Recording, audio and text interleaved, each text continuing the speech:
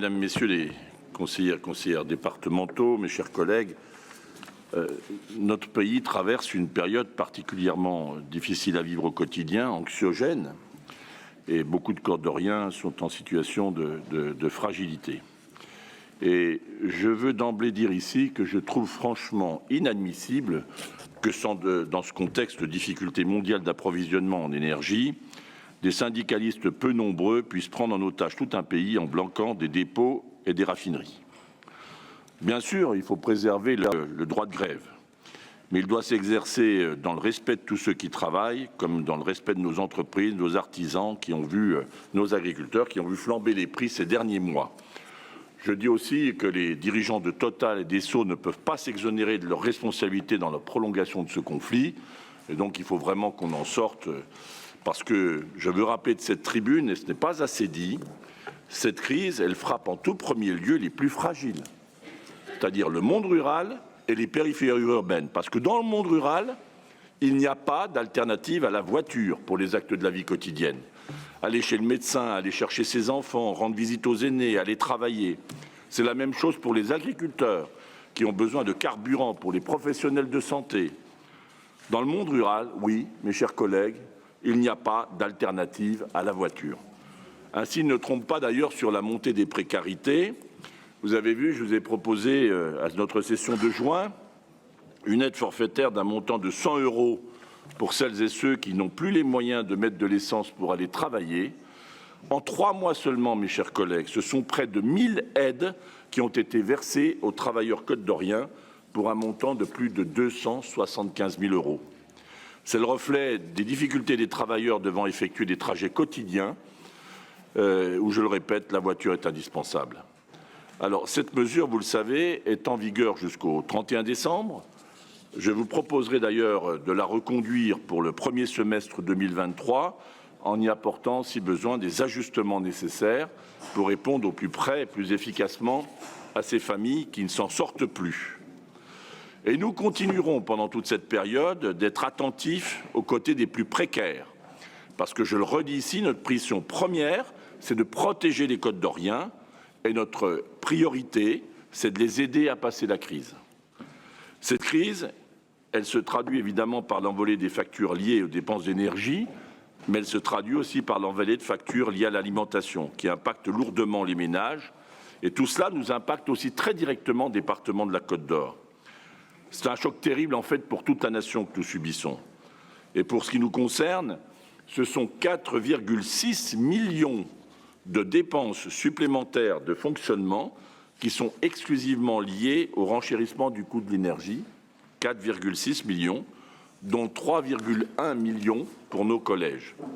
C'est pourquoi j'ai demandé au gouvernement à ce que le filet de sécurité énergétique annoncé pour les communes soit étendu et adapté, pour les petites communes rurales, soit étendu et adapté à la situation des départements. Dans ce contexte tendu, nous n'avons pas attendu l'explosion des coûts de l'énergie pour engager des mesures de sobriété et de transition énergétique. Avant même l'annonce, je vous le rappelle, du plan de sobriété gouvernemental, j'ai annoncé moi-même que nous allions intensifier et accélérer les actions entreprises depuis une dizaine d'années, avec un double devoir, celui de responsabilité budgétaire, mais aussi de responsabilité environnementale. C'est tout l'enjeu de notre plan départemental de sobriété énergétique que je vous propose aujourd'hui et qui vise à faire les efforts nécessaires supplémentaires pour éviter les coupures et les ruptures d'approvisionnement au plan national. Chacun d'entre nous doit s'impliquer pour plus de sobriété dans le contexte actuel. Je veux rappeler aussi que dès 2009, nous avions engagé un schéma départemental de développement durable que nous avons renforcé en 2019 avec ce plan, ce schéma, avec une stratégie départementale d'adaptation au changement climatique. Premier département français à adopter un schéma d'adaptation au changement climatique. Nos décisions se sont révélées payantes.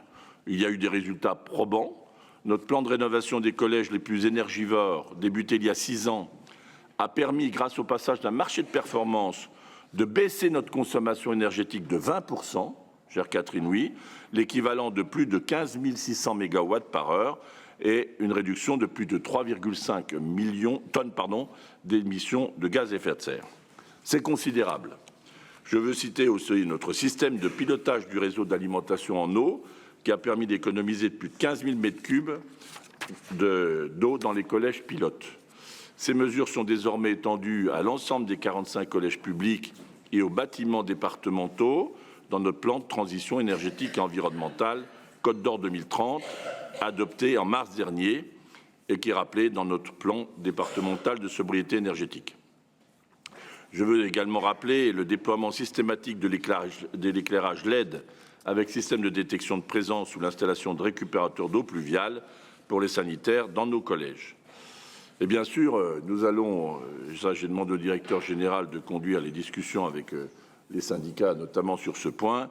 Nous allons poursuivre le télétravail et notamment éviter, autant qu'on le pourra, les déplacements qui ne seraient pas justifiés, donc, et que nos agents puissent télétravailler. Chère Martine et Abdupin, le travail est engagé naturellement dans le prolongement de l'expérience malheureuse, mais en même temps qui nous a permis de tester grandeur nature du confinement et qui nous a permis d'avancer sur la voie du télétravail.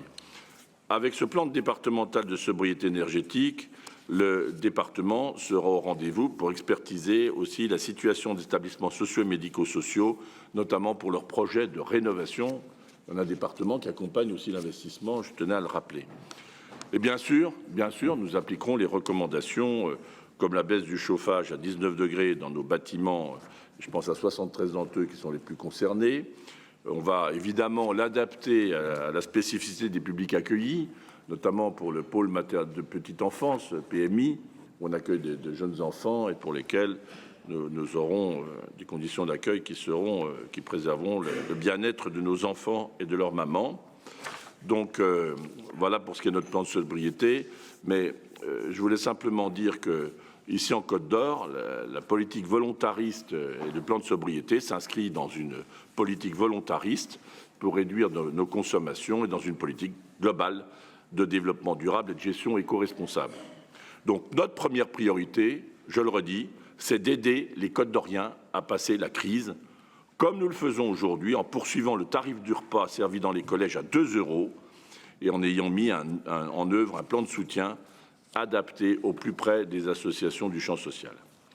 Notre seconde priorité, c'est de continuer d'investir pour préparer notre avenir collectif, d'investir d'abord pour la sécurité des biens et des personnes. Nous avons traversé, cher Hubert Poulot, cet été, une période particulièrement difficile.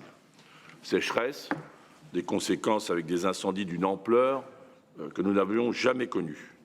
Ici même en Côte d'Or, nous avons eu des incendies dans nos forêts, je pense à Selonget par exemple. D'autres feux se sont déclarés rapidement, comme à Vaune-Romanée, où on a assisté à des sauts de feu, d'ailleurs, sur lesquels nous avons eu un retour d'expérience, et j'en remercie le contrôleur général d'ESA. Au niveau national, vous le savez, j'ai confié comme président des départements de France, je l'ai dit, pour ceux qui étaient présents nos assises, aussi bien de la majorité que de l'opposition. Je salue les présidents, et notamment le président du groupe de gauche qui était là aussi. J'ai confié une mission flash de retour d'expérience sur les incendies à André Acari, qui est le président de la commission SDIS, qui est le président de notre département voisin de Saône-et-Loire, et à Jean-Luc Glaise, qui était particulièrement concerné, qui est le président du groupe de gauche, d'ailleurs, de département de France, président de la Gironde, et département qui était, donc, je vous le répète, le plus touché par les incendies. Nous avons fait un point d'étape avec Hubert Poulot, président du SDIS, et le contrôleur général Régis Géza et nos services, monsieur le directeur général, cher Xavier Barrois, pour nous préparer et analyser ces risques nouveaux. Cette analyse, elle a mis en évidence une nécessité, c'est qu'il faut investir dans du matériel prépositionné pour intervenir au plus vite. Aussi, je vous propose aujourd'hui que le Conseil départemental acquiert une vingtaine de véhicules supplémentaires pour la lutte contre les feux de forêt, véhicules qui seront mis à disposition du service départemental d'incendie et de secours et qui viendront renforcer, j'insiste sur ce point comme président de ce département, pour venir renforcer territorialement les moyens de prépositionnement sur les territoires à enjeu. C'est un investissement inédit sous cette forme pour le département, 5 millions d'euros, qui s'ajoutent à l'effort déjà accompli pour équiper et soutenir nos sapeurs-pompiers, à qui je veux une nouvelle fois rendre hommage comme je l'ai fait au Congrès national de la Fédération nationale des sapeurs-pompiers à Nancy. Ils ont été, la solidarité a joué à plein, ils ont été présents. Je remercie aussi les employeurs qui ont laissé la disponibilité et rendu possible l'intervention de nos sapeurs-pompiers volontaires. Et je les salue chaleureusement et avec affection. Au-delà, le changement climatique et ses conséquences doit nous conduire à revoir le système de sécurité civile en France et nous aurons besoin du soutien de l'État. Nous aurons l'occasion d'y travailler dans le département puisque nous sommes en train d'examiner le schéma départemental d'analyse et de couverture des risques, ce qu'on appelle en acronyme le SDACR. Je m'en suis entretenu avec le nouveau préfet de région, à qui je renouvelle des vœux de bienvenue. Le SDACR devra prendre naturellement en compte toutes ces situations nouvelles liées aux conséquences du changement climatique, car parallèlement à la sécheresse et ses conséquences en termes d'incendie, nous avons aussi vécu des épisodes tempétueux et des mini-tornades, comme à Liernay. Nous avons aussi vécu des inondations, et donc ce qui nous paraît aujourd'hui exceptionnel est appelé malheureusement à se retrouver les années à venir. Donc, investir d'abord dans la sécurité, c'est une priorité. Et je l'ai dit, on fera tout pour qu'il n'y ait pas d'inégalité territoriale dans la prise en compte de la sécurité civile, avec la difficulté qu'on a de recrutement et de mobilisation de sapeurs-pompiers volontaires. Mais vous savez là aussi combien le département et le SDIS sont impliqués aux côtés des services de l'État pour faire en sorte que nous puissions encourager le volontariat dans notre département et dans notre pays. Investir donc dans la sécurité, investir aussi pour l'équipement de nos communes. Notre feuille de route, je vous le redirai, je vous le repréciserai lors de l'examen de nos orientations budgétaires, c'est bien d'aider les Côtes d'Orient à passer la crise et en même temps de continuer d'agir, d'investir. Parce que l'investissement du département, c'est le bouclier du monde rural. L'investissement du département, c'est le soutien à l'emploi local. Il faut donc préserver cette capacité d'investir du département, essentielle pour nos territoires les plus fragiles. Aujourd'hui même, c'est le coup d'envoi du plan Marshall de soutien aux projets des communes et d'une aide supplémentaire apportée notamment aux plus petites d'entre elles ou celles qui ont le moins de disponibilité financière. Dès à présent, après le vote qui interviendra cet après-midi, les communes pourront déposer leur dossier et ils seront financés dès le vote du budget 2023 qui interviendra le 13 décembre prochain. Ce plan Marshall est d'une ampleur historique, il est d'une ampleur inédite à l'échelle de notre département, 150 millions d'euros mobilisés sur 5 ans. C'est un signal fort envoyé à toutes les communes des territoires ruraux et périphériques qui se sentent trop souvent oubliées, malmenées par l'État. 150 millions d'euros qui viendront renforcer la solidarité territoriale et l'attractivité de nos territoires et qui permettront à toutes les communes de continuer d'améliorer le cadre de vie des Côtes d'Orient, là ils ont choisi de vivre, que ce soit en ville ou à la campagne. Et puisque je parle de solidarité territoriale, je voudrais une nouvelle fois vous assurer et assurer la ville de Chenôve de la solidarité du département. Elle a été le théâtre d'un incendie criminel que j'ai dénoncé en votre nom. Cet incendie a ravagé des bâtiments publics, une partie de l'hôtel de ville et le centre communal d'action sociale. C'est inacceptable dans un État de droit. Aussi, je vous propose d'accorder un soutien exceptionnel de solidarité à hauteur de 150 000 € à la ville de Chenôve pour faciliter et accélérer la réhabilitation de son centre communal d'action sociale et de cette incarnation de la République qu'est un hôtel de ville. C'est la meilleure réponse, reconstruire vite, que nous pouvons apporter aux délinquants. Ils ne gagneront pas parce que nous ne désarmerons pas. J'ai également proposé au maire de Chenôve que le département participe, s'il le souhaite, aux équipements de vidéoprotection permettant de sécuriser autant la population que les biens publics. Autre sujet important, celui des mobilités, qui est une des clés aussi de l'avenir et d'un équilibre territorial. Nous aurons à abonder l'enveloppe prévue pour le cofinancement de l'aménagement de la Lino au niveau du rond-point d'Ahuy, 250 000 € de plus, partant notre participation à ce projet à 825 000 €. Voilà encore un exemple qui démontre que le département est présent aux côtés de chaque commune pour améliorer la vie des Côtes d'Orient, qu'ils vivent en ville ou à la campagne. J'avais proposé, vous savez, il y a des années qu'on aille bien au-delà de l'aménagement d'un carrefour, puisque, vous le savez, je suis un fervent partisan d'une Lino à 2 fois 2 voies.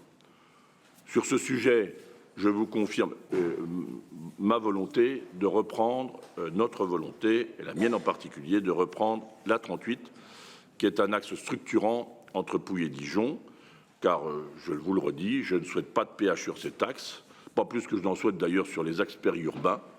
Je l'ai confirmé au nouveau préfet, et j'ajoute que si le transfert est accepté, je vous le précise tout de suite, il n'y aura pas de limitation de vitesse au-delà de ce qui est actuellement le cas sur cet axe. Il faut qu'on continue de pouvoir circuler dans notre pays, dans le respect, bien sûr, des règles de sécurité, et j'invite chaque automobiliste à bien respecter les limitations de vitesse. Mais vous le savez, dans le combat que nous connaissons, il y en a un qui est un combat premier. Il doit nous unir tous, c'est le combat pour les libertés. C'est le combat de la liberté des peuples quand, depuis 9 mois, la guerre est à n'emporte en Ukraine. C'est une tragédie humaine. Nous avons chaque jour sous nos yeux des images insoutenables de frappes qui touchent des civils. La liberté des peuples, avec ce qui se passe en Arménie, et j'exprime ma solidarité au peuple arménien agressé par l'Azerbaïdjan. Liberté des peuples et liberté des femmes iraniennes qui défendent aussi leur liberté contre la tyrannie d'un régime théocratique autoritaire. Il n'y a pas de force plus puissante qu'une nation qui se bat pour le droit le plus fondamental qui devrait être acquis à toute femme et à tout homme, la liberté. C'est cette liberté que nous devons chaque jour chérir, défendre face à tous ceux qui veulent y porter atteinte. C'est cette liberté aussi que s'évertue à transmettre Samuel Paty, professeur d'histoire-géographie à ses élèves de collège, et qui a perdu la vie pour cette cause, assassiné par la barbarie d'un terroriste islamiste. Enfin, j'ai une pensée pour les parents de cette petite Lola, jeune fille de 12 ans, qui a perdu la vie dans des conditions effroyables. Et tout cela nous affecte tous. Des drames comme celui-ci ne devraient pas arriver dans une République censée protéger tous les Français. Chacun doit assumer ses missions. L'État en charge du régalien le premier. Et si je dis cela, c'est qu'une nouvelle fois, plusieurs départements ont eu à faire face cette semaine à une nouvelle émission sensationnaliste qui se nourrit des difficultés de nos jeunes et de leur prise en charge. En Côte d'Or, je vous le redis, nous tenons bon. Nous tenons bon avec nos agents. Nous tenons bon avec nos acteurs du champ social face à la montée de violences juvéniles qu'on constate dans la rue, et nous poursuivrons nos efforts pour que les jeunes qui sont bousculés par la dureté de la vie se voient un avenir plus serein. Mais l'État ne doit pas nous laisser seuls face aux défis de société qu'est la montée des troubles psychiques, psychiatriques qui touchent de nombreux jeunes. Les efforts que nous avons accomplis ont été soulignés par le producteur même qui était venu dénoncer la guerre.